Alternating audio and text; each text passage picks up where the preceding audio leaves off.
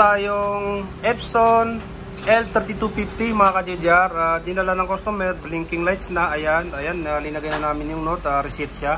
Pero okay na daw, pinapareceipt na niya.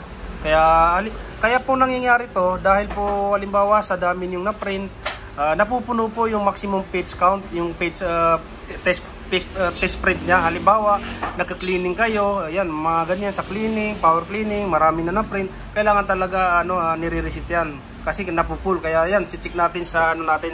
Halimbawa, ito yung driver nyo, ito. Ayan, pag tiningnan natin dito sa printing preferences, tapos maintenance. Kapag wala kayong maintenance, ibig sabihin po hindi naka-install yung driver ng printer nyo. Kaya kailangan i-install nyo po para magkaroon kayo ng maintenance. Mahalaga po yun kasi nandito rin po yung mga power cleaning, heat cleaning, ayan. Kaya pupunta tayo dito sa status para makita natin ano yung error. Ayan, yung halimbawa ito. Ayan, blinking na yan. Kaya kung makikita nyo, ayan, service required. Kapag kaganyan yung lumalabas sa printer nyo, halimbawa nagpo-print kayo, biglang tumigil, tapos hindi na kayo makapag-photocopy, Xerox or scan, tapos ito yung nag-pop up sa screen nyo, service required, receipt po yan. Kailangan natin i-back to zero. Kaya papakita ko sa inyo mamaya na puno na yung page count nito. Kaya kasi may warning na service required. Ngayon ang gagawin natin, okay nyo na yan. Yan. Okay, check nyo rin pangalawa kung siyempre nagpo-print kayo, may pending kayong printing kasi tumigil eh. Double click nyo lang yan or kaya check nyo po yung yung piniprint nyo. Yan. Pagka mayroon dito, i-remove nyo or i-delete para pagka nag-print nag-receipt kayo, walang sagabal. Kaya yan, pagka i-okay nyo na. Pangalawa pala, kasi ito pong printer nyo ay parang halimbawa may wifi. 5290 at saka itong mga ganito may mga wifi, kahit anong Epson wifi na yan. Pagka magre-reset kayo, i-connect niyo po yung USB cable.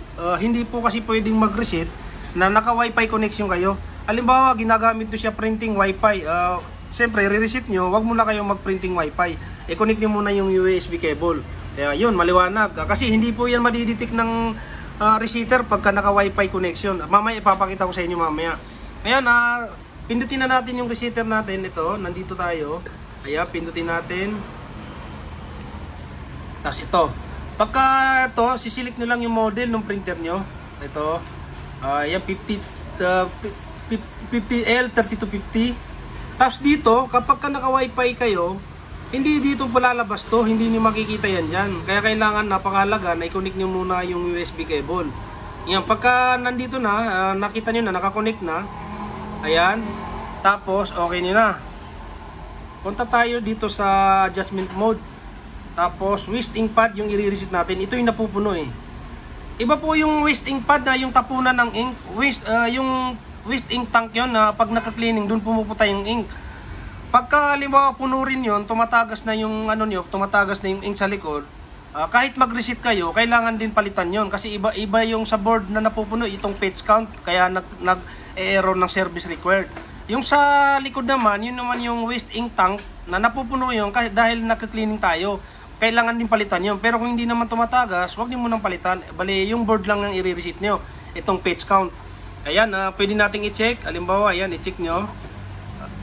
Check. Ayan, makikita natin kung ilan na yung maximum. Ayan, kung nakita nyo, punong-puno na 100%. Ayan, ito yung napupuno. Ayan, 100% na siya talaga. Kaya nagwa-warning na siya ng service required.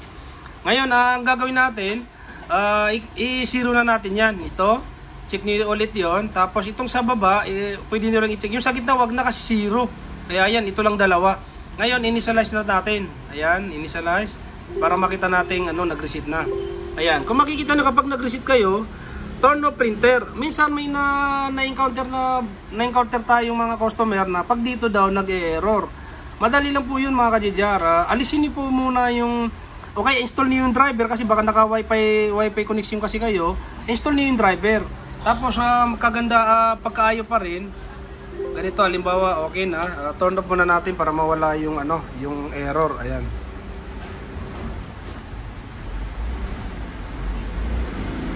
Ayan, pag on natin dito, yan, wala na yung error na yun. Nawala na siya. Kasi na-reset na back to zero na yan. Ngayon, halimbawa yung idudugtong lang natin, may mga customer tayong hindi daw nila nare-reset. May error dun sa initializing,